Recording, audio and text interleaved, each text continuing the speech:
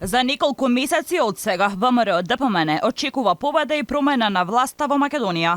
Председателот на партијата Христијан Мицкоски вели дека бројката на 61 пратеник кои тие би ги освоила се реалност, а токму таа поддршка ќе биде подкрепа за власта предводена од ВМРО ДПМН, ревносно да се бори против криминалот, корупцијата кои процветале со оваа власт на СДСМ и ДУИ, вели тој. Мицковски им порача на социјалдемократите, кога ќе бидат во опозиција, да се реконструираат и да работат во полза на Македонија, а не за лични интереси.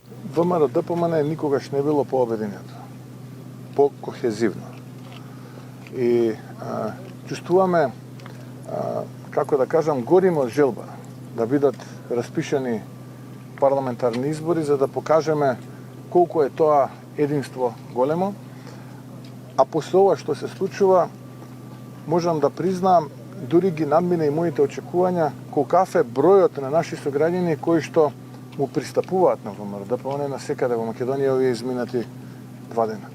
Коментирајќи и гласините за изгласување на уставни измени со изгласување на измените на кривичниот законник, Мицкоски е јасен. Вели дека тој никогаш никакви средби зад завесата немал, особено не средби кои би штетеле на Македонија. Ниту некогаш, ниту сега, ниту пак во иднина сум имал тајни средби. Слушнавте од Али Ахмети кој е тој кој што имал тајни средби, кои се тие кои што имале тајни средби.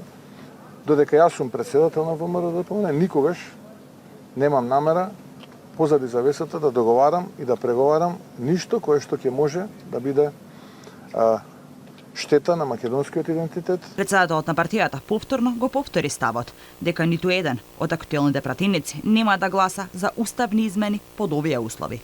А откако тој ќе дојде на власт, ќе седнат и ќе видат што може да направат и што да испреговараат.